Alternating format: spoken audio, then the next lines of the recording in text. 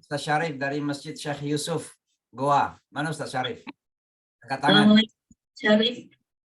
Ustaz Syarif ini Imam Masjid Al-Hikmah di New York. Nah, ini. Kemudian ada Ustaz Asyiri. Ustaz Asyiri dari Al-Markaz, Makassar. Wah, Masya Allah, Ustaz. Ya, selamat datang, ahlan wa sahlan para Ibu Aisyah. Ya, Ustaz. Aisyah, Ya, mohon ya, izin saya bermaksud untuk menyampaikan status saya yang lain. Ibu mungkin agak-agak lupa dengan saya. Saya mahasiswanya Ibu di Pasca Sarjana. Oh iya betul. Iya, jadi ya saya angkatan 2021 kemarin, Bu. Cuma semester ini saya break dulu. Insya Allah pulang dari Amerika saya akan melanjutkan kembali. Oh, Masya Allah. Iya, Bu. Iya, ternyata kita yang dimaksud sama Ustaz Salam Syamsi hormat tadi. untuk dosen-dosen kami di UIN. Iya, Bu. Makasih, Bu. Izin saya salam sehat juga buat guru saya dari kecil namanya Pak Kiai Haji Hasan Basri. Assalamualaikum warahmatullahi wabarakatuh. Semoga sehat selalu. Ya, beliau menjadi narasumber yang kedua ini setelah Ustaz Syamsi. Ya, baik. Ya, baik. Saya persilakan dulu kepada peserta yang ada di ruangan. Silakan para mahasiswa, para imam. Ya, ada mungkin hal-hal yang dirasakan ketika berada di masyarakat, ya, menghadapi keluhan, ya. Ya, silakan, Mario. Ya, silakan. Ya, saya persilakan.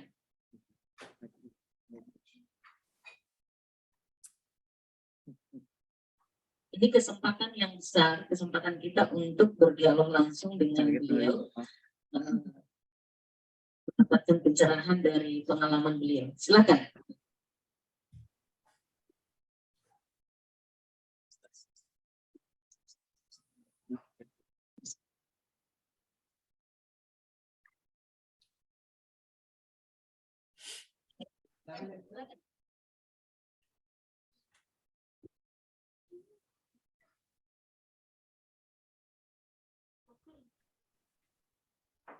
Ya, silakan langsung saja kepada Ustaz.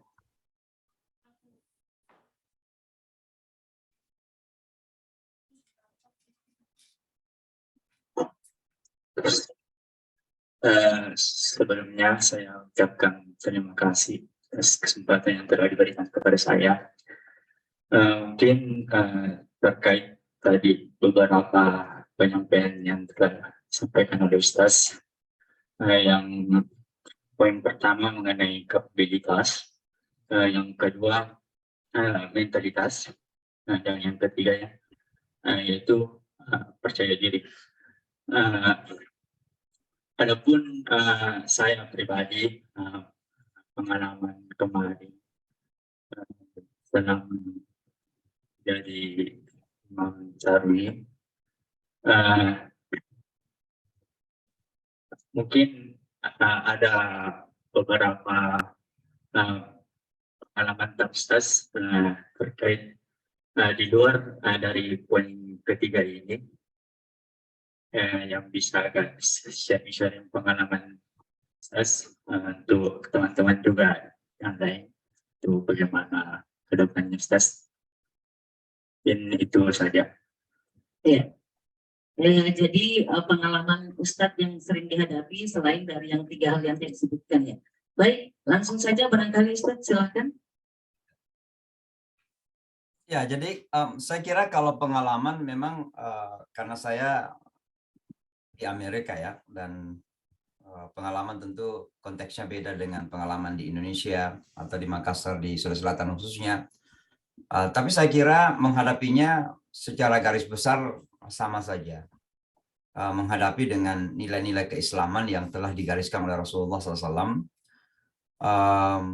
Terkadang perlu lemah lembut, sangat penting sekali, tapi perlu juga ketegasan ketika diperlukan ketegasan itu. Apalagi kita ini bersentuhan dengan orang banyak, pasti banyak kecenderungan-kecenderungan.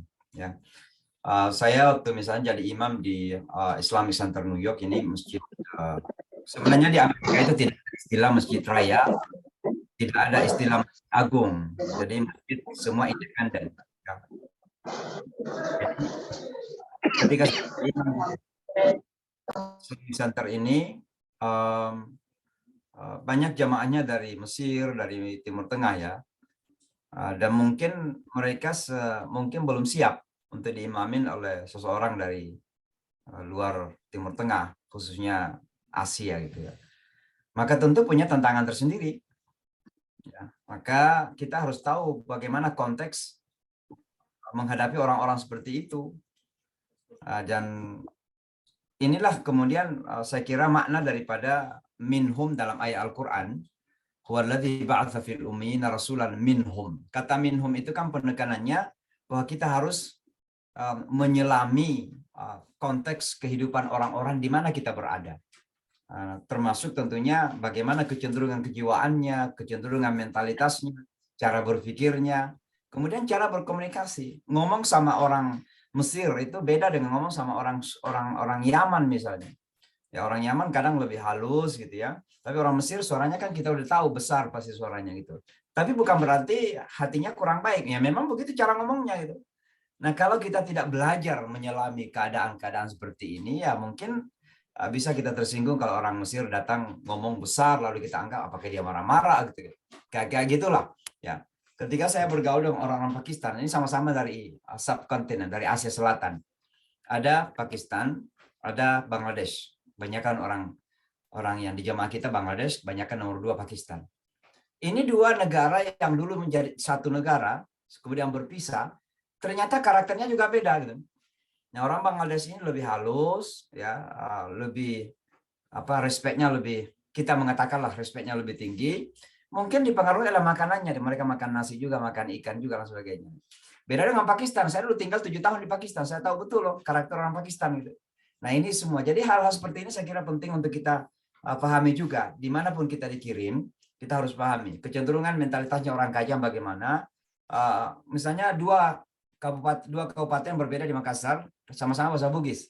Satu Bone, satu Sidrap gitu. Nah orang yang merayu di Sidrap itu, mungkin bagi orang Bone dianggap marah-marah gitu. Ya. Tapi orang marah di Bone, itu orang Sidrap dianggap merayu gitu. Makanya orang Bone itu banyak laku di nasional. Ada Ustadz Nasaruddin, ada Pak JK, itu orang Bone semua itu. Yang mungkin karena kelembutan itu barangkali. Jadi poin saya adalah bahwa memang kita harus tahu lingkungan di mana kita berada. Ya, kalau tidak, nanti kita jadi bulldozer. Bulldozer itu artinya kita hancurin semuanya. Ya, dengan atas nama kebenaran kadang. Ya kan al-haqqu min rabbik fala takunanna minal mumtarin. Yang penting kita merasa menyampaikan kebenaran, tapi kita nggak paham itu kejiwaan orang, mentalitas orang. Akhirnya kita melabrak. Nah ini jadi bahaya. Maka penting sekali seorang imam itu paham lingkungan di mana mereka berada. Saya kira itu saja ya, menjawab tadi karena spesifiknya ada pengalaman dan pengalaman saya kan lebih banyak di Amerika, tentunya beda ya. Allahu a'lam. Baik, Ustaz. Iya. Itu tadi ya gambaran tentang bagaimana hal-hal yang sering dihadapi oleh Ustaz, tetapi memang kondisi Indonesia dengan kondisi luar negeri tentu saja ada banyak hal yang mendasar. Nah, ini saya sampaikan juga Ustaz, kemarin saya mengikuti seminar internasional yang dilaksanakan oleh Jakarta, di mana Ustaz salah satu pembicara dan salah satu dirjen di Kemenak juga menjadi pembicara, Bapak Profesor Dr. Kamarudin Kamil, dan beliau merilis yang saya catat kemarin Ustaz, merilis ada lebih sekitar 700.000 masjid dan musola yang ada di Indonesia. Ini artinya apa? Bahwa peluang imam ke depan ini luar biasa. Tetapi yang seperti Ustaz tadi katakan bahwa imam yang punya kapabilitas itu, ya. Nah, oleh karena itu barangkali pada kesempatan ini, jika masih ada lagi yang ingin bertanya di Zoom, mungkin ada di ruang Zoom yang ingin bertanyakan beberapa hal terkait dengan bagaimana sebenarnya kondisi keimaman kita di Indonesia ini. Ada di ruang Zoom, terus ada yang ingin bertanya? Atau di sini peserta masih ada, saya berikan satu lagi kesempatan. Ya, silakan disebutkan namanya dan angkatannya. Silakan.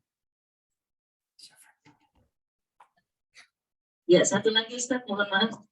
Ya, Satu boleh, lagi penanya. Ya.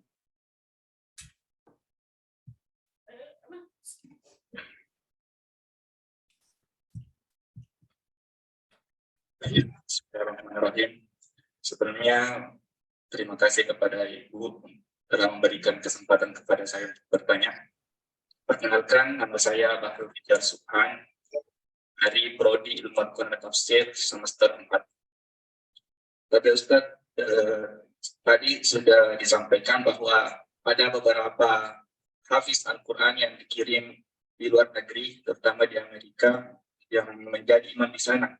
Nah, pertanyaan saya, apakah ada seleksi terbuka bagi mahasiswa-mahasiswa seperti kami dapat diberikan kesempatan untuk menjadi imam di sana? Dan jika ada, apakah ada syarat-syaratnya untuk menjadi imam di sana? Terima kasih. Iya.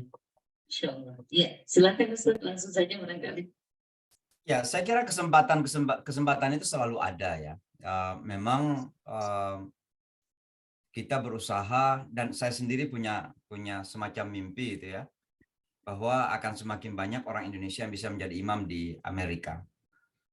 Memang salah satu kekurangan kita adalah bahasa, faktor bahasa.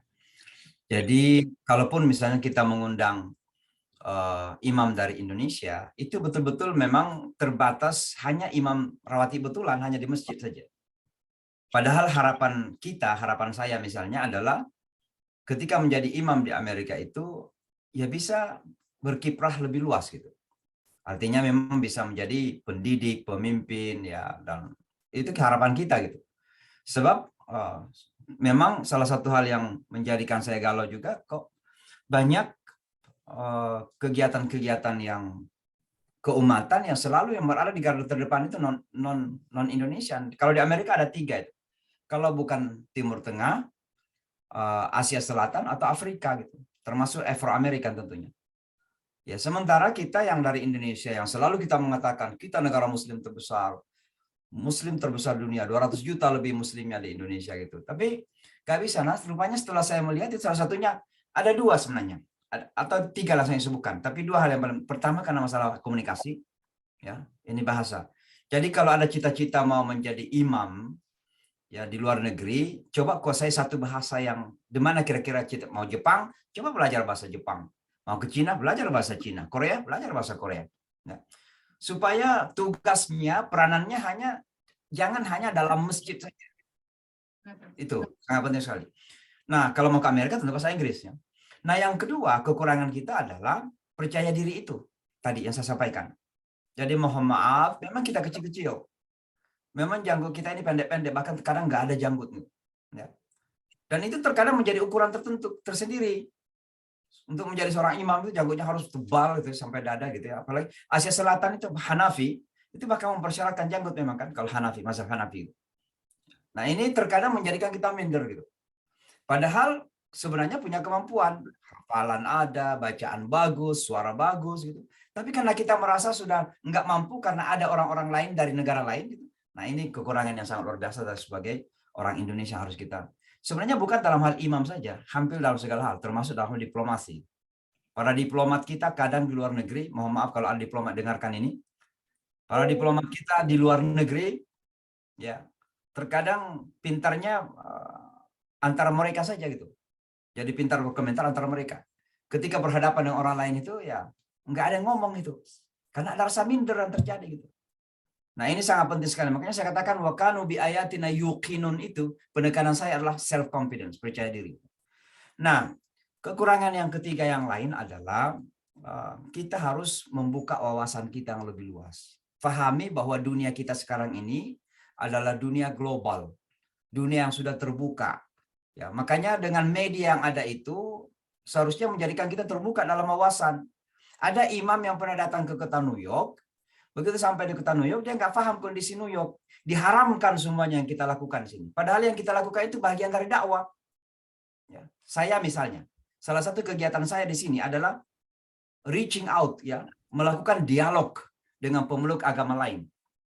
Dialog ini bukan menyamakan agama nggak pernah disamakan dan tidak akan pernah sama agama itu. Orang Katolik saja kalau dibilang agamamu sama Islam tersinggung mereka.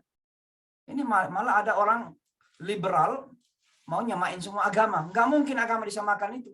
Dialog antar agama bukan menyamakan agama, tapi adalah mendekatkan relasi saja. Karena ada hal-hal yang bisa kita kerjakan bersama walaupun kita berbeda agama.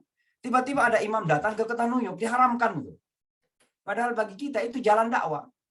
Dengan dialog-dialog ini mereka mengurangi kemarahan, mengurangi kebencian, ya, mengurangi kecurigaan. Gitu. Datanglah imam dari Indonesia yang tidak paham apa-apa, diharamkan. Nabi kan nggak pernah berdialog katanya. Gitu. Nah ini, kan mereka paham konteks itu. Nah ini, jadi kita buka wawasan lah. Kita berada dalam dunia global sekarang ini. Beda dengan masa-masa yang lalu gitu. Apalagi dalam dunia keterbukaan media sekarang ini. Harusnya media yang terbuka ini punya Facebook, punya Instagram. Buka wawasan, bukan malah wawasan kita semakin terkungkung gitu. Tapi terbuka wawasannya. Nah ini 3 hal yang perlu kita sebagai orang Indonesia tingkatkan. Komunikasi, percaya diri, dan wawasan ini penting sekali. Apalagi dalam konteks dunia global. Saya kira begitu. Allah. Ya, Masya Allah, kita berikan aplaus buat Ustadz. Ini luar biasa. Sebenarnya juga saya secara pribadi banyak hal yang ingin saya tanyakan, tetapi mudah-mudahan di lain waktu kita masih bisa mengundang lagi beliau pada kesempatan yang berbeda. Ya, Ustadz, mohon maaf, apakah masih bersama dengan kita? Siapa? Oh iya, baik. Pada kesempatan ini juga saya ingin menyampaikan, Ustadz, semoga ke depan bisa menjalin kerjasama dengan Prodi Ilmu Al-Quran dan Tafsir ataupun Fakultas Usuluddin dan Filsafat dengan pesantren Nur Inka Nusantara Madani. Mudah-mudahan Ustadz, jika berkenan, mudah-mudahan.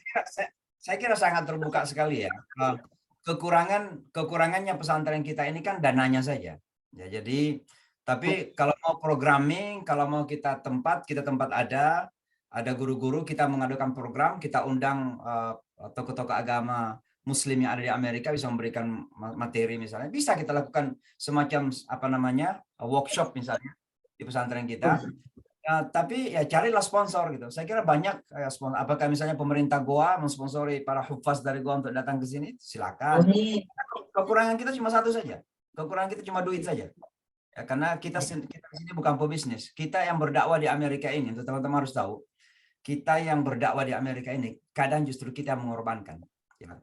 Kita nggak dijemput, kita nggak dikasih amplop kalau berdakwah ya. Kita sendiri yang pergi gitu. Karena memang tujuan kita lillahi ta'ala. Ya. Dan tidak ada yang, mohon maaf ya, ini bukan menyebutkan sebagai sebuah kebanggaan, tapi realita. Tidak ada yang paling membahagiakan, momen yang paling membahagiakan dalam hidup kita ketika kita mampu melihat seseorang diberikan hidayah karena kita. Allah memberikan hidayah kalau melewati kita. Ya, la yahdiyallahu bika rajulan wahidan khairun ya minad dunya wa ma 'alaiha. Ya, atau khairun min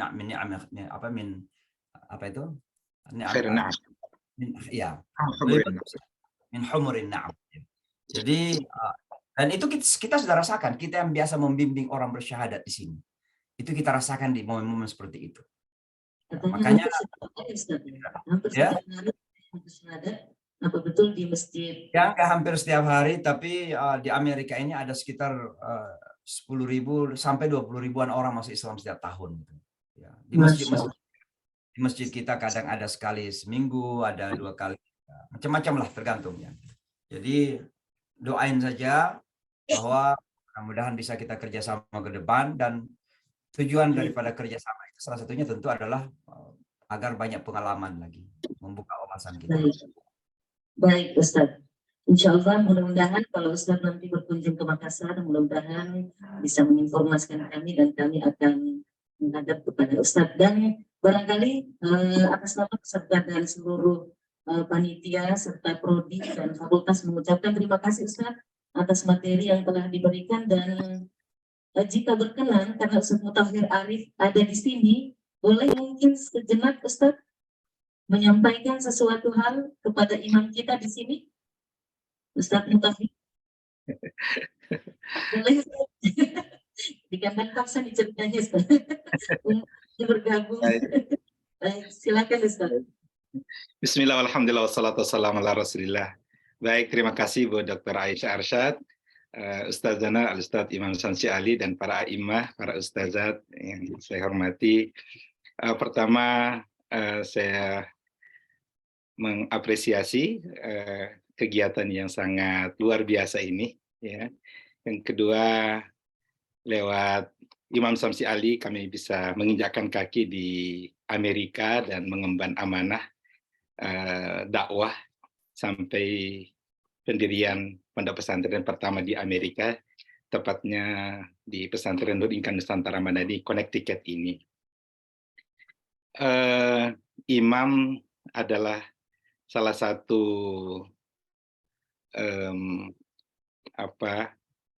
tugas dan amanah yang sangat mulia, menjadi jembatan kesuksesan dunia akhirat, ya. Sehingga bagi para imam-imam yang sedang mengikuti pelatihan ini, melihat dengan penuh optimisme bahwa ini adalah merupakan satu batu loncatan, ya, menuju kesuksesan yang hakiki. Beberapa tulisan yang kami lakukan, The Power of Imam, ya, di sana ada 750 etika dan beberapa langkah-langkah yang sebaiknya para imam ketahui dan lakukan, ya. Secara umum sudah disampaikan oleh guru kita Imam Samsi Ali, dan mungkin secara mendetail, ya, suatu saat ada kesempatan untuk kita bisa bahas bersama bahwa ternyata, ya, imam bukan hanya konsen pada 2x4 mihrab tersebut, tapi ini adalah merupakan satu anugerah dan takdir Allah yang sangat positif untuk kita mengemban amanah dakwah yang luar biasa. Dari imam kita kemudian bisa menebarkan cahaya dimanapun kita berada, ya. Sekali lagi, mudah-mudahan ini adalah merupakan jalan yang sangat baik bagi kita semua untuk mendapatkan amal jariah raksasa dalam peneguhan akidah, kemurnian tauhid di tengah masyarakat, demikian pula peningkatan ibadah dan keindahan akhlak, ya, kapan dan dimanapun. Demikian, wassalamualaikum warahmatullahi wabarakatuh. Waalaikumsalam warahmatullahi wabarakatuh. Terima kasih Ustaz atas pesan-pesan singkatnya yang telah diberikan pada pelatihan ini. Baik, sekali lagi mari kita berikan tepuk tangan yang meriah untuk Ustaz Imam Samsi Ali, LCMA PhD, yang telah berkenan membawakan materi. Terima kasih Ustaz. Sekali lagi kami ucapkan atas kesediaannya bergabung bersama kami, meluangkan waktu di tengah kesibukan beliau yang luar biasa padat. Dan setahu saya beliau hampir tiap hari menjadi pembicara di beberapa seminar di beberapa negara. Ya, baik, jazakumullah khair, dan semoga senantiasa diberkahi usianya oleh Allah Subhanahu wa taala wa hafizah Ustaz. Baik. Selanjutnya kami akan melanjutkan ke narasumber kita yang kedua. Narasumber kita yang kedua ini dia adalah guru saya, gurunya para hafiz dan qari yang ada di Sulawesi Selatan. Kalau zaman dulu, zaman bapak saya, tidak ada yang tidak kenal beliau. Beliau adalah Detrandes Haji Hasan Basri MAG, pernah menjuarai di masa-masa zaman dahulu di mana orang Indonesia belum sama sekali dikenal di dunia internasional. Pernah menjadi qari internasional tahun 1982. Ya. Tepuk tangan buat narasumber kita yang kedua. Dan beliau juga adalah imam tetap Masjid Al-Markaz Al-Islami. Dan tanpa memperpanjang waktu lagi, saya langsung mempersilahkan kepada narasumber kita yang kedua, Ustaz Detrandes Haji Hasan Basri. Pada beliau kami persilakan dengan hormat.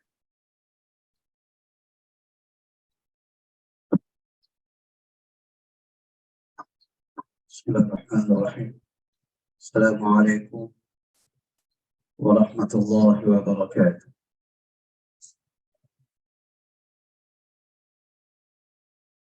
Alhamdulillah wa syukurillah wassalatu wassalamu ala rasulillah Sayyidina Muhammadin wa ala alihi wa sahbihi ajma'in. Alhamdulillah, tak henti-hentinya kita memuji dan bersyukur kepada Allah Subhanahu wa ta'ala bahwa pada pagi hari ini kita semua bisa hadir bersama-sama di tempat ini di Hotel Alauddin Makassar dalam rangka pelatihan imam-imam rawatib dan imam tarawih.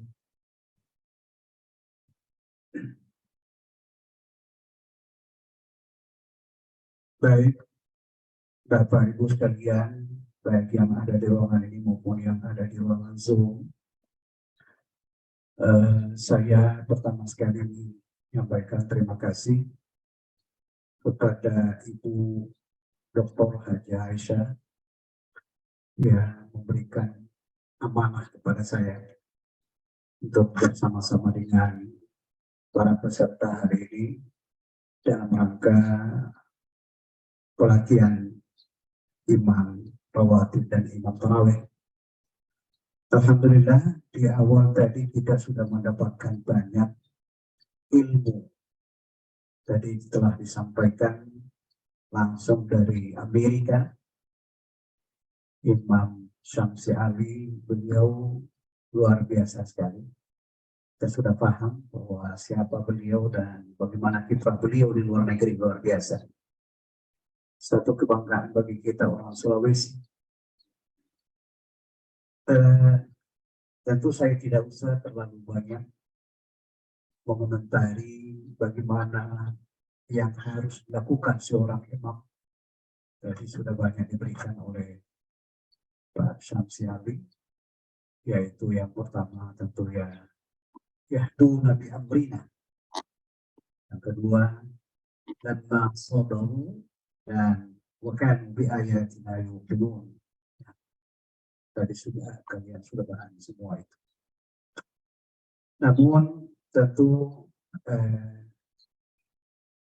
apa yang bisa saya sampaikan pada kesempatan ini tentu masih berkaitan dengan seorang imam harus menguasai, yang pertama adalah menguasai bacaan. Makra yang akan dibacakan nanti pada saat imam itu betul-betul telah dikuasai betul. Tapi saya yakin anak-anakku semua ini tidak meragukan, karena pada umumnya adalah hafiz. Tidak lagi meraba-raba, tidak lagi berpikir terlalu jauh mengenai ayat-ayat yang akan dia bacakan pada saat di berjamaah itu. Namun demikian, tentu yang lainnya perlu diperhatikan adalah tadi disampaikan mengenai penguasaan ilmu baca yang disebut dengan tajwid. Ilmunya, kalau hafalannya saya yakin kalian semua sudah mampu karena rata-rata hafiz. Ilmu baca itu yang perlu, agar biasanya kan begini. Biasa itu kalau jamaah itu, apalagi bulan Ramadan, kalau ditanya mau tarawih di mana malam ini, itu kan saya mau tarawih di sana. Enak sekali imamnya ini enak sekali, bacaannya indah, suaranya syahdu. Itu. Jadi ini penting ini. Kenapa bacaannya indah? Karena dia menguasai ilmunya. Bukankah tajwid itu berasal dari kata jawada, tujawidu, tajwidan, memperindah bacaan Al-Quran. Nah, bagaimana agar supaya bacaan kita itu indah? Tentu ilmunya harus kita paham. Ini juga saya yakin kalian sudah bisa. Makharijul huruf, yaitu tempat keluarnya huruf dari rongga mulut kita. Kita sudah tahu semua tempatnya. Karena semua huruf hijaiyah itu punya makhraj, punya tempat. Jadi jangan tertukar tempatnya. Itu yang disebut dengan makhrijul huruf. Ketepatan pengucapan setiap huruf keluar dari makhrajnya, dari tempatnya. Itu. Karena kapan tertukar makhrajnya, tentu konsekuensinya adalah pasti berubah makna. Nah, kalau makna berubah tentu ya bagaimana kira-kira? Misalnya Al-Fatihah berubah maknanya karena tertukar makhrajnya, maka pasti bisa dipikir bahwa ini salahnya pasti batal. Karena Al-Fatihah itu adalah rukun dari salat itu sendiri. Kapan Al-Fatihahnya salah, maka itu tadi. Jadi yang pertama adalah Al-Fatihah harus betul-betul bisa dibaca dengan baik, betul, dan indah. Itu tadi saya katakan agar indah bacaan itu harus dipahami ilmunya. Tadi dikatakan makhrijul huruf, semuanya sudah tahu itu sebetulnya. Tidak ada yang tidak tahu makhraj. Sudah bagus makhrajnya. Apalagi anak-anak kita ini dari pesantren semua. Tetapi mungkin bukan cuma itu, bukan cuma makhraj. Ada yang namanya sifatul huruf, ya, yaitu sifat-sifat yang dimiliki huruf itu. Ya, ada namanya huruf hamas, yaitu fahadzahu syakhsun sakat, yaitu pada saat pengucapan huruf itu harus disertai dengan suara hamas. Tapi hamas ini juga bervariasi. Tidak semua sama hamasnya, tidak semua sama. Ada hamasnya yang ada sedikit keras, ada yang tengah-tengah, dan ada yang sangat halus. Ini perlu dipahami semua. Tadi fahadzahu syakhsun sakat. Nah, tidak ada huruf pa. Itu untuk orang Arab itu tidak tahu menyebut pa, karena tidak ada dalam Al-Quran pa, yang ada sa. Makanya kalau orang Arab yang menyebut ujung pandang dulu, tidak bisa disebut ujung pandang, dia sebut ujung bandang, karena tidak biasa mengucapkan pa. Itu namanya hamas. Pa.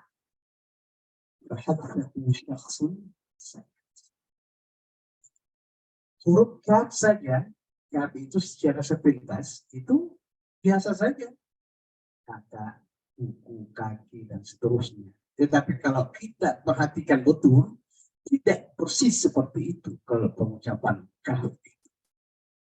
Kalau mau indah pengucapannya, tidak sekedar kakak, kuku, kaki, dan seterusnya. Tetapi ada sifat yang dimiliki huruf kaf. Makanya kalau baca Al-Fatihah, iyaka. Kalau iyaka bukan salah, makhraj betul. Tapi sifat yang dimiliki huruf itu tidak pas. Sehingga keindahannya kurang. Iyaka. Ada sedikit hamas yang keluar dari huruf kaf. Itu. Iyaka na'budu wa iyaka nasta'in. Ta saja, ta. Ta itu ada hamas sedikit. Ya. Hamasnya agak ringan. Tidak sekedar ta. Tapi harus ada diikuti dengan hamas yang kecil. Nah, itu semua untuk memperindah bacaan itu harus diketahui semua. Kemudian beberapa huruf yang lain seperti ghairil maghdubi. Ada biasa orang baca ghairil maghdubi. Kalau tidak sadar, tidak teliti, maka itu kesalahan besar. Ghairil maghdubi. Sepintas kayaknya tidak ada salah. Nah, itu. Lain itu adalah huruf yang namanya rafal, berjalan terus itu seiring dengan keluarnya suara itu, vokal itu. Jadi pengucapannya ghairil maghdubi, tidak boleh putus. Misalnya ghairil maghdubi, jangan putus. Karena dia adalah rafal, ikhwan. Dia berjalan terus seiring suara yang keluar. Maghdubi, itu. Ya. Itu semua itu diperhatikan. Sehingga insya Allah kalau sudah paham itu semua, bacaannya insya Allah indah. Indah itu bacaan Al-Quran. Kemudian yang kedua adalah, yang lain adalah huruf ra. Ra itu huruf yang terulang. Pengulangan huruf ra itu maksimal 2 kali. Tidak boleh lebih. Bismillahirrahmanirrahim. Itu sama. Berlebihan. Cukup 2 kali. Bismillahirrahmanirrahim. Ar-Rahmanirrahim. Itu. Kemudian cara pengucapannya tidak mengikut bibir ini. Bibir tidak boleh bergerak. Misalnya, Bismillahirrahmanirrahim. Tidak boleh dibuang bibir. Karena dia bukan huruf bibir. Dia adalah huruf lisan. Tidak boleh. Kalau mengikut bibirnya bergerak, pasti bunyinya tidak sempurna. Bismillahirrahmanirrahim. Itu. Kalau kita tidak teliti, biasa kita begitu. Bismillahirrahmanirrahim. Wah. Berarti ada sifat waw yang mengikut karena bibirnya ikut bergerak. Jadi bibir ini harus ditahan, tidak boleh bergerak. Bismillahirrahmanirrahim. Itu. Iya. Selanjutnya huruf yang lain, misalnya huruf dal itu bukan seperti penyebutan huruf dada, dadu, dadi, tidak. Ya. Tapi dia ujung lidah dari ujung lidah itu menyentuh gigi atas dan bawah. Jadi bukan endada, ya kan? Beda bunyinya itu, beda. Jadi dal itu makhrajnya sama dengan dal, tetapi dal punya sedikit agak longgar, sementara dal itu lengket. Dan itu. Baik. Selanjutnya mengenai panjang pendeknya huruf. Tentu kalian sudah tahu yang disebut dengan ahkamul mad wal qasr, tentang hukum panjang pendeknya suatu huruf. Kapan huruf itu dipanjangkan dan kapan harus dipotong, dikasar, dipendekkan. Seperti sama dengan apa ya? Orang yang musafir ya. Orang musafir itu bisa mengkasar salatnya. Ya kan? Duhur bisa dikasar menjadi 2, asar 2. Itu orang musafir. Ini sama dengan bacaan Quran. Boleh dikasar, kapan waktunya kasar dan kapan harus dipanjangkan. Ini sama itu. Yaitu pada saat wasal, membaca dengan wasal nyambung, maka harus kasar. Itu. Misalnya, lakin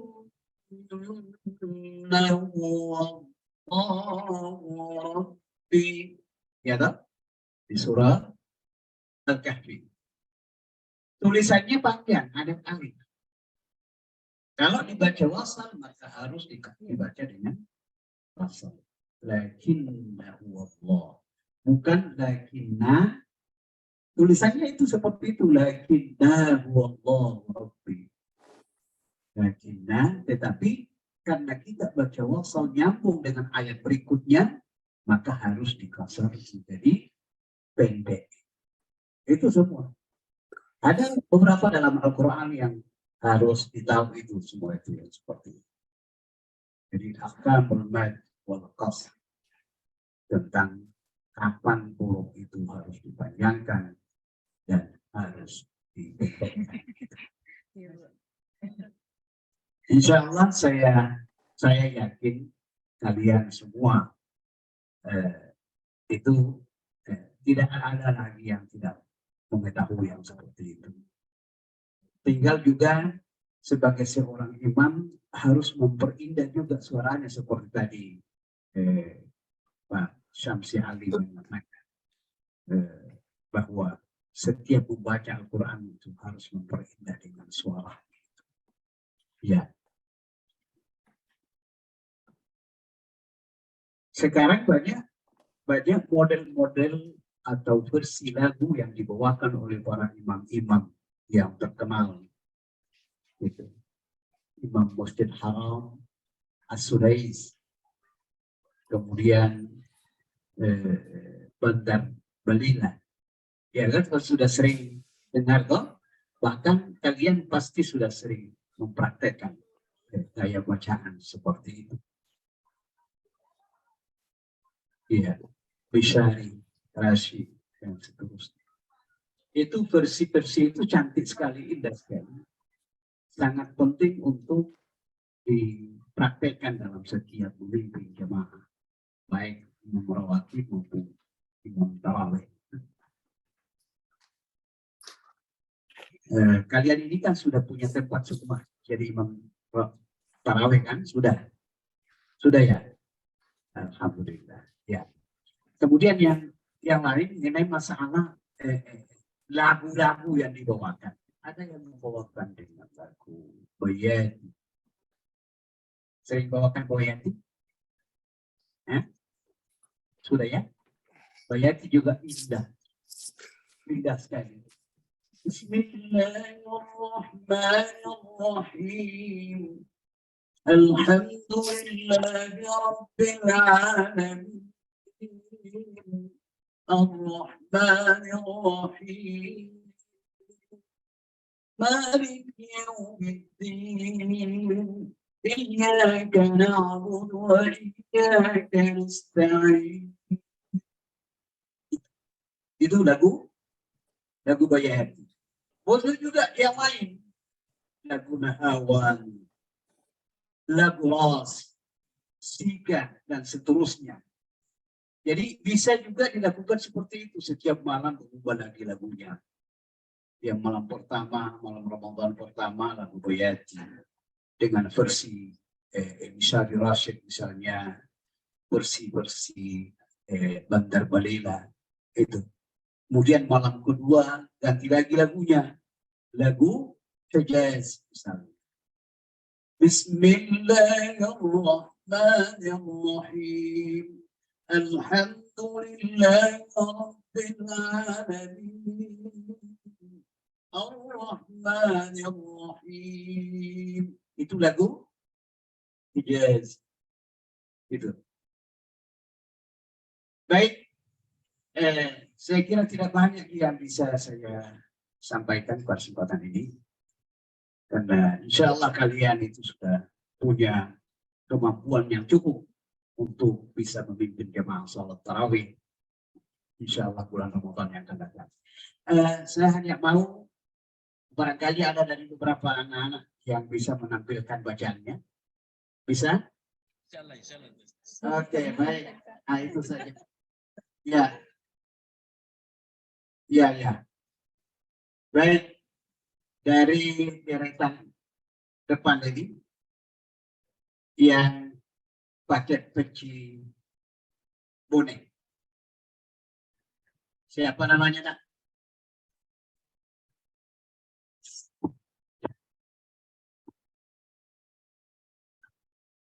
Siapa namanya? Baik, Ustaz. Ya. Perkenalkan nama saya Irwan Maulana. Irwan Maulana. Baik, ya, silakan Anda, Irwan.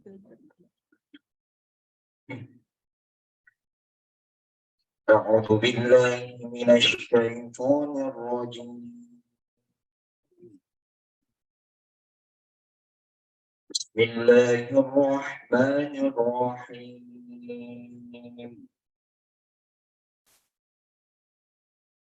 وإذ نجيناكم من آل فرعون يسومونكم سوء العذاب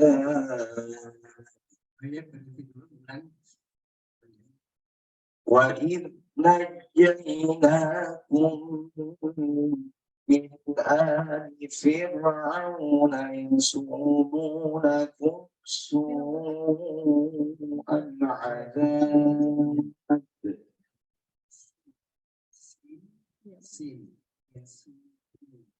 Jangan cenderung ke soal. Ya. Lagi. إذ نجيناكم من عاد وإذ نجيناكم من آل فرعون يسومونكم سوء العذاب يذبحون أبناءهم ويستحيون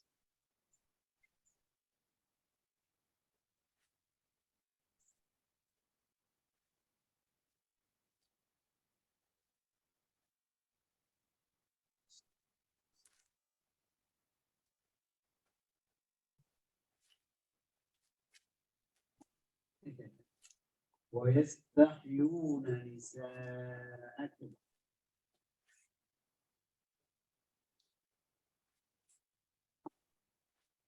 يذبحون أبناءكم ويستحيون نساءكم وفي ذلكم بلاء من ربكم عظيم. Baik, baik. Ya. Tadi lagunya apa itu? Lagu apa namanya? Ros. Iya, betul. Bagus. Bagus. Siapa namanya? Irwan Maulana. Irwan. Anda Irwan, kebersihan makhraj masih perlu kebersihannya. Jelas bunyi makhraj dari huruf ke huruf. Yudzabihuna bukan adu. Ya. Qalqalah itu ada dua bentuk, ada yang bunyinya ada yang bunyinya o. Jadi ba bunyi jim dal. Jadi wa yudzabihuna ya. Kalau yang o tentu o dengan o. Ya. Ya. Baik. Bagus. Syukur. Yang di ujung sana. Iya.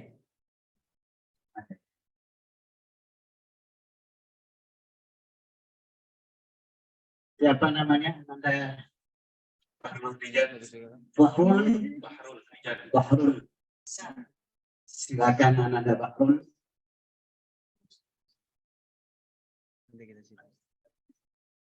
Bismillahirrahmanirrahim.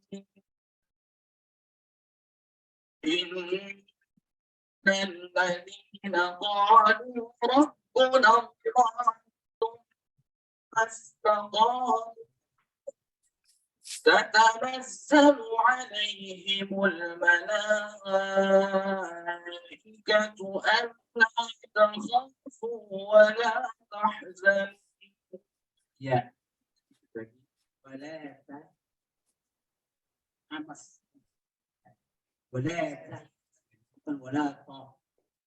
Wala tahzanu. Betul, makhrajnya betul, tapi masih nus sedikit. ولا تحزنوا. طيب لا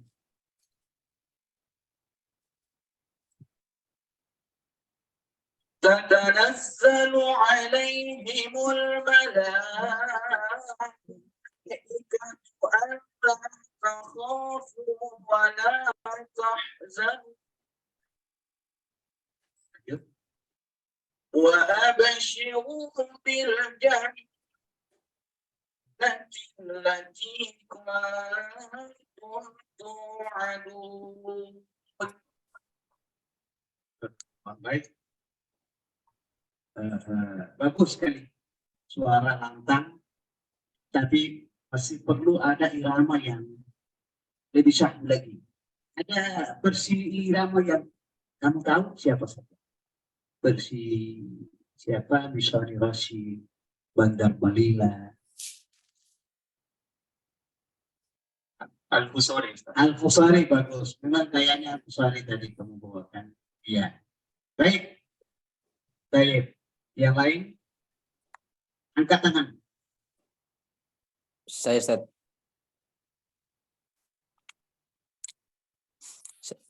Saya Gurunda. Iya. Izin Gurunda baca. Di mana ini di Zoom ini? Ya, silakan yang ada di Zoom. Assalamualaikum warahmatullahi wabarakatuh. Amerika ini, jauh sekali orang Amerika ini. Bismillahirrahmanirrahim. لو أنزلنا هذا القرآن على جبل لرأيته خاشعا متصدعا من خشية الله وتلك الأمثال نضربها للناس لعلهم يتفكرون صدق الله العظيم. Ya, Imam Amerika. Iya, bagus. Suara cantik memang qori dia. Asiri Tahir. Iya. Baik, yang lain ada? Di sini atau di Zoom yang lain? Iya, di sini saja. Ya, silakan. Saya tunjuk ya. Pokoknya tidak ada berani angkat suara. Ya, ini yang enggak kotak-kotak. Ya. Siap, sebutkan namanya. Assalamualaikum warahmatullahi wabarakatuh. Waalaikumsalam. Perkenalkan, nama saya Atif. Aktif, ya. Dari Jurusan Ilmu Al-Quran dan Tafsir. baik. Ya, silakan. Imam tarawih nanti Ramadan Ya, di mana itu? di Jalan Jipang Raya. Oh iya, dalam kota Diri. Ya. Iya. Silakan. أعوذ بالله من الشيطان الرجيم.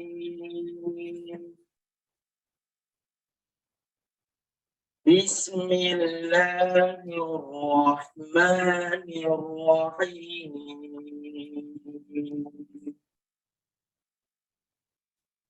وأطيعوا الله ورسوله ولا تنازعوا فتفشلوا وتذهب ريحكم واصبروا إن الله مع الصابرين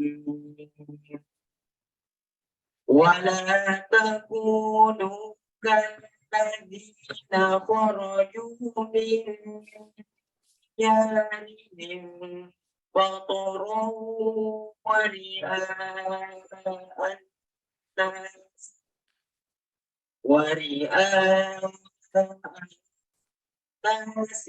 ويصدون عن سبيل الله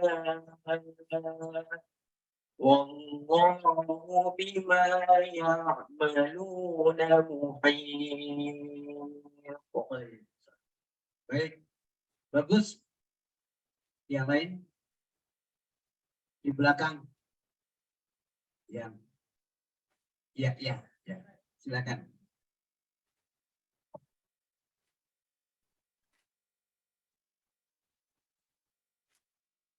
Ya, Assalamualaikum warahmatullahi wabarakatuh. Nama saya Muhammad Mi'raj Mingguro.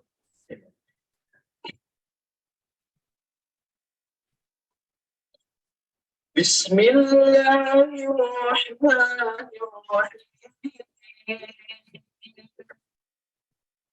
أولا يحسبون الله يعلم ما يسرون وما يعلنون.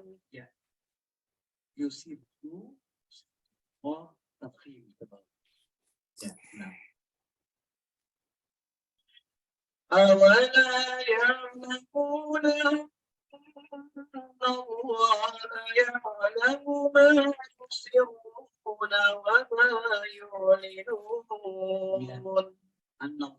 Allah juga harus lengket.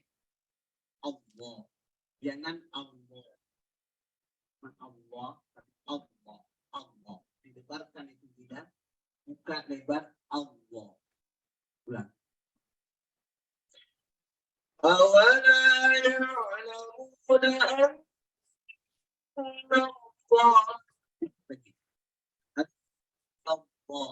أن الله أولا يعلمون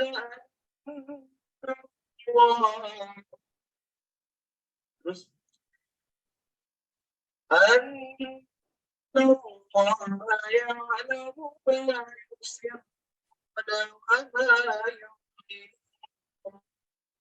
ya, itu juga ada dua di situ ya, yang sempurna. Terus Allah dengan musyrun. Baik, yang lain ya, ada yang di Zoom ya, silakan. Ya, tapi yang ada di Zoom, peserta yang ada di Zoom, ada yang ingin sharing, silakan Bu. Ya, Assalamualaikum warahmatullahi wabarakatuh. Waalaikumsalam warahmatullahi wabarakatuh. Terima kasih banyak atas kesempatan yang diberikan Ibu Dr. Aisyah dan Gurunda semua yang ada di Zoom ini. Izinkan memperkenalkan diri, saya Bunda Andi Nurlela Sultan atau lebih akrab dipanggil Bunda Alailah, yang sudah baru ya 10 tahun meninggalkan Makassar ke Jakarta. Alhamdulillah bersahabat sohib adalah Al-Mukarram, guru kita semuanya Imam Syamsi Ali. Jadi saya hanya tadi agak telat juga masuk Bu ya. Jadi saya adalah orang yang dari kecil suka ngaji, Pak Ustaz. Ada pakarnya di sini, Pak. Suka ngaji, bisa berlagu, tetapi sayang. Seperti tadi apa yang dijelaskan Pak Ustaz, makhrajul huruf, sifatun huruf, dan tajwid itu belum kita kuasai. Dan itu saya melihat ini problem, ini sangat-sangat banyak di Indonesia, sekalipun itu adalah imam. Dan alhamdulillah kebetulan saja saya dikirimkan Allah lah penghafal Al-Quran yang bersanad internasional. Anak mantu saya dibawakan oleh almarhum Syekh Ali Jabir, dan sering sekali juga diundang ke Makassar oleh Pak Aqsa, Imam Masjid Sunda Kelapa, yaitu Syekh Abdul Aziz Al-Araiti. Dan kami langsung belajar bersama Ananda ini, walaupun mantu saya harus istiqomah, belajar, dan banyak sekali juga dari Unhas, dosen-dosen profesor yang diajar via Zoom. Kami sadar, kami 3 tahun pandemik ini belajar dengan Ananda ini.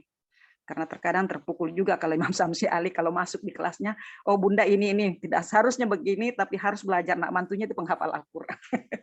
Jadi alhamdulillah dengan istiqomah belajar, dan di mana-mana beliau itu datang diundang ceramah, selalu saya minta tolong dulu nak diperbaiki Al-Fatihahnya. Tadi Pak Ustaz sampaikan bahwa kata ulama kalau Al-Fatihah kita ya salah dalam makhrajul huruf, sirfatul huruf, artinya batal sholat kita.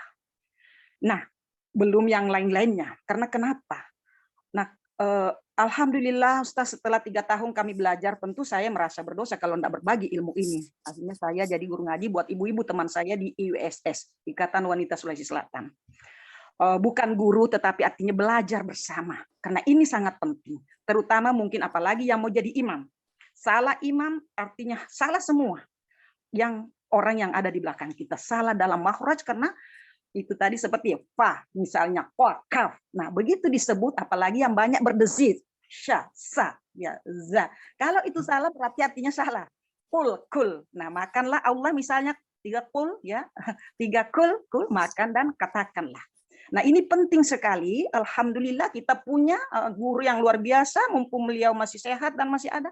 Mari kita ada via Zoom sekarang Bu Dr. Aisyah, bisa kita ya apalagi di Ayan ya. Kebetulan saya berteman dengan Ibu Andi Majedah. Dulu Pak ini juga teman saya ya, mungkin masih ini ya waktu itu Ibu Hikmah ya, Arsyad ya. Yaitu teman saya, sering dulu ke rumahnya. Nah, jadi kami menyadari, mari kita memperbaiki. Nah, seorang imam, tadi saya terlambat, bahwa seorang imam adalah public figure buat jamaah-jamaahnya, baik berada di Indonesia maupun di Amerika. Artinya apa? Memang tidak harus seperti Imam Samsi Ali. All in one, istilahnya semuanya dikuasai gitu loh, secara makhraj, secara public speaking, secara ini. Tetapi paling tidak, itu kita harus tahu cara berkomunikasi, cara mengetahui setiap jamaah mungkin agar bisa kita menyampaikan sesuatu itu tanpa harus misalnya menyinggung mereka. Jadi harus dikuasai juga. Apalagi mungkin bahasa Arab enggak lah ya, apalagi kalau buka Amerika bahasa Inggris penting sekali. Apalagi bagus baca Al-Quran kita, begitu tidak mungkin kita tingkatkan bagaimana mempelajari bahasa Arab. Nah, hanya mungkin mohon maaf saya mengganggu Ananda-Ananda ini yang sementara belajar, dan Pak Ustaz dan Adinda Ibu Dokter Aisyah. Ini sharing saya ya, mungkin belum pernah kita kenal, hanya mungkin biasa ya saya dengan Bunda Alailah ya, orang Bugis Sopeng. Hanya itu mungkin yang saya sampaikan, Pak. Assalamualaikum warahmatullahi wabarakatuh. Alhamdulillah. Terima kasih tentunya kepada Ibu Lela. Buah-buah pikiran yang begitu sangat berharga sekali untuk kita semua, terutama kepada anak-anak kita semua ini yang akan nanti menjadi imam rawatib di beberapa tempat di Makassar ini. Sekali lagi terima kasih, dan kita kembali melanjutkan penampilan bacaan dari peserta yang sebelah sini, ya, pinggir sana, ya, pergi coklat, ya.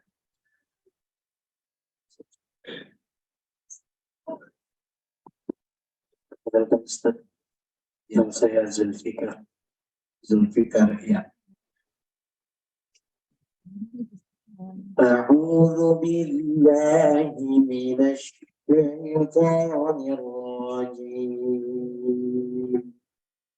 Bismillahirrahmanirrahim. Ya, sedikit jangan terputus. Rahmanirrahim. Apalagi dipantulkan itu karena itu bukan huruf qalqalah. Jadi harus nyambung ke huruf berikut. Rahmanirrahim. Rahmani bukan Rahmani. Lagi. Bismillahirrahmanirrahim. Baik. Qalu يا موسى إنا لن ندخلها إنا لن ندخلها أبدا ما داموا فيها فاذهب أنت وربك فقاتلا إنا هنا قاعدون. طيب صدق الله العظيم. Baik, yang lain ada yang mau baca? Ya. Beberapa menit lagi ke depan ini karena saya kebetulan ada acara di Masjid Raya jam 11. Satu lagi boleh silakan.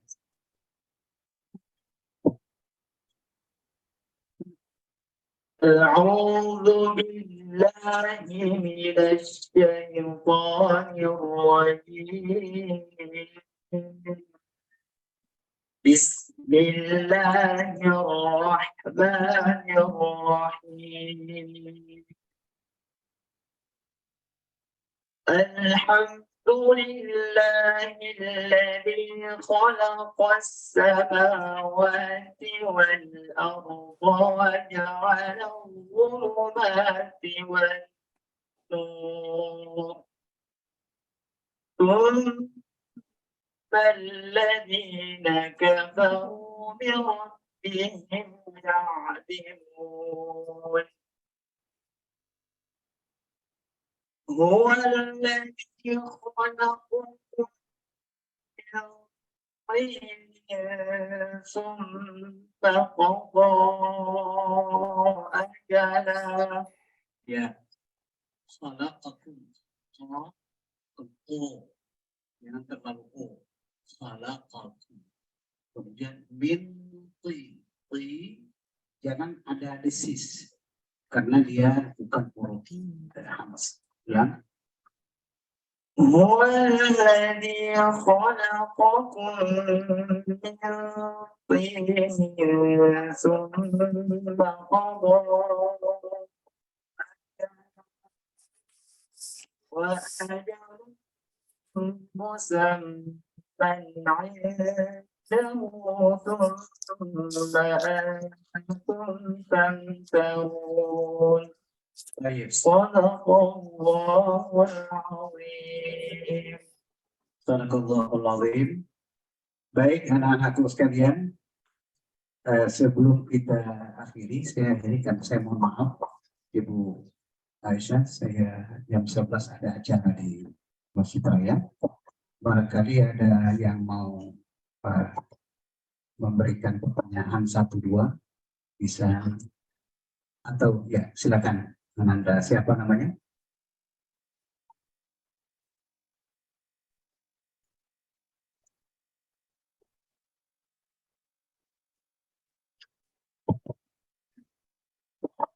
Bismillahirrahmanirrahim. Assalamualaikum warahmatullahi wabarakatuh. Perkenalkan Ustaz, nama saya Dimas Muhammad Al-Fatih dari Ilmu Al-Quran dan Tafsir semester 6. Yang ingin saya tanyakan dari beberapa poin yang tadi Ustaz sampaikan, salah satunya mengenai variasi nagom dan yang memperindah suara. Apakah ada kiat-kiat atau tips yang harus dilakukan untuk bisa lihai dalam memainkan nagom dan يكفرون بآيات الله ويقتلون النبيين بغير الحق ذلك بما dan memperindah suara. Dan ada satu problem lagi yang menjadi masalah dalam yang imam, terutama imam, masalah wakuf dan ibtidah. Mungkin bisa dijelaskan sedikit Ustaz? Ya. Terima kasih. Assalamualaikum warahmatullahi wabarakatuh. Baik, mengenai nagom bagaimana kiat-kiat bisa memperindah nagom. Tentu yang pertama harus belajar tentang nagom. Nagom ini memang lagu ya, itu tercipta dari rasa. Itu tidak bisa dipelajari dengan tulisan. Tidak nampak, dia abstrak. Jadi yang mengetahui nagom adalah rasa. Karena dia tercipta dari rasa. Sehingga yang bisa menerima nagom itu adalah orang yang punya rasa juga. Harus diterima, dipahami dengan rasa. Itu yang pertama mengenai nagom. Kemudian jenis-jenis lagu, tentu ini yang harus banyak dipelajari. Ada namanya bayati, ada hijaz, nahawan, ras, dan seterusnya. Itu semua bisa dilakukan, dipraktekkan dalam setiap kita memimpin salat itu. Setiap lagu itu bisa semua digunakan. Itu yang pertama. Yang kedua mengenai wakaf tidak. Imam-imam juga harus tahu itu. Supaya tidak sekedar mewakafkan satu bacaan, tetapi salah dari segi pemaknaan bacaan. Nah, itu juga harus bisa dipahami. Setiap imam tidak begitu saja mewakafkan satu bacaan tanpa memahami apa itu. Namanya al-waqfuan tidak berhenti pada kata yang tepat, tidak merusak makna. Misalnya, inna anzalnahu fi, tidak bisa dipahami apa itu arti. Berhenti di situ pada fi lailatil qadar. Itu namanya wakaf yang kurang bagus. Karena dalam ilmu wakaf itu ada namanya wakaf hasan, ada namanya wakaf qabih, ada namanya wakaf tam. Wakaf tam yaitu wakaf yang sempurna. Wakaf yang sempurna yaitu berhenti pada kalimat yang sempurna dan tidak ada lagi hubungannya dengan kalimat berikut. Itu namanya wakaf tam. Wakaf yang hasan itu wakaf baik, tetapi masih belum sempurna karena masih ada kaitannya dengan ayat-ayat berikut. Itu misalnya, Alhamdulillahirabbil alamin. Itu berhenti bagus, tapi belum sempurna. Kenapa tidak sempurna? Karena masih berkaitan dengan Ar-Rahmanir Rahim, Maliki Yaumiddin. Nanti sempurna dikatakan sempurna kalau berwakaf di Maliki Yaumiddin. Kenapa sempurna? Karena tidak ada lagi kaitannya dengan ayat berikut, yaitu iyyaka na'budu wa iyyaka nasta'in. Itu.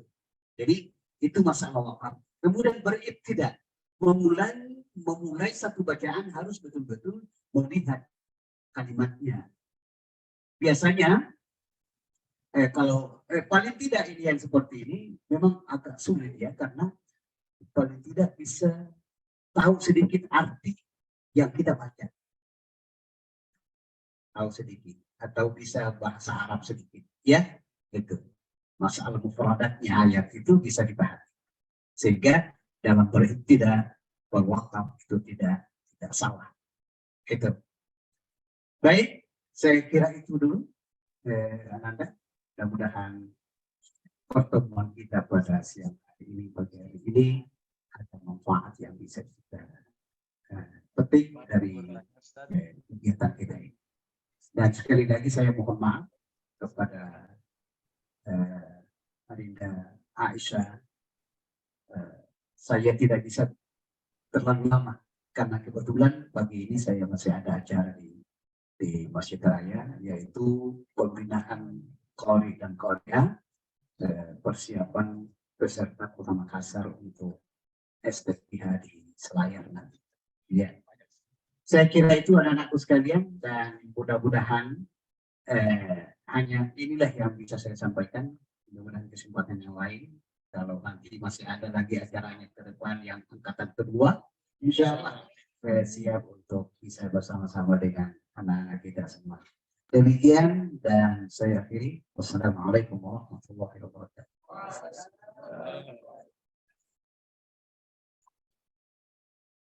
Demikian tadi materi secara teknis ya. Ini masuk dalam persoalan teknis para imam. Jadi sebenarnya Ustaz, kami berharap memang bisa sampai jam 12. Tapi rupanya tadi Ustaz, mohon maaf sekali karena jam 11 harus ada kegiatan yang lain. Peserta dan panitia dan saya secara atas nama Prodi dan Fakultas mengucapkan terima kasih banyak Ustaz atas kesempatan yang telah diberikan, atas waktunya dan memberikan pengetahuan bekal kepada anak-anak kami. Dan sebenarnya pelatihan ini untuk imam, karena ini merupakan awal, makanya kita hanya laksanakan 1 hari dulu. Dan ini juga memang persiapannya agak cepat. Insya Allah pada hari-hari pada tahun mendatang, mudah-mudahan pelatihan itu minimal 2 atau 3 hari.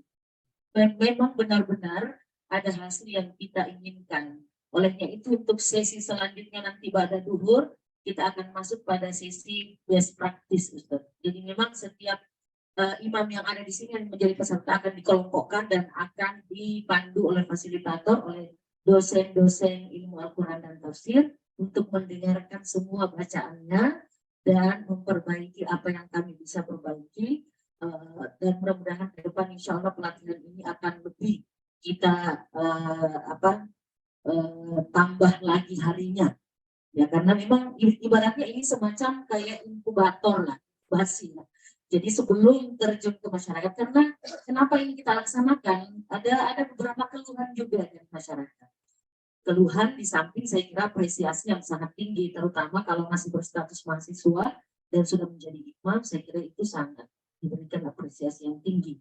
Namun demikian, jika ada hal yang masih bisa kita perbaiki sebelum tiba Ramadan, kenapa tidak? Olehnya itulah pelatihan ini dan penguatan para imam ini kita laksanakan. Dan barangkali atas nama peserta sekali lagi terima kasih Ustadz, dan selanjutnya kami dari Prodi akan memberikan sedikit cenderamata kepada narasumber kita. Kita juga sebenarnya ingin memberikan cenderamata kepada narasumber pertama, tetapi terlalu jauh di Amerika untuk kita kirimkan. Mudah-mudahan nanti kepada kesempatan berikut Ustaz Syamsi bisa bergabung secara offline. Ya.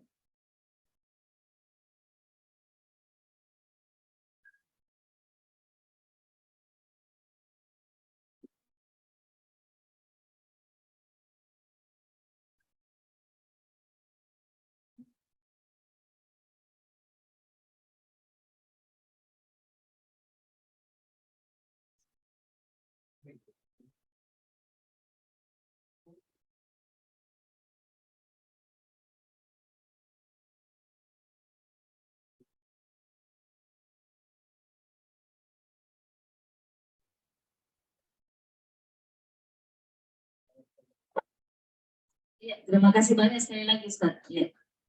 Ya, tepuk tangan buat narasumber kita pada hari ini.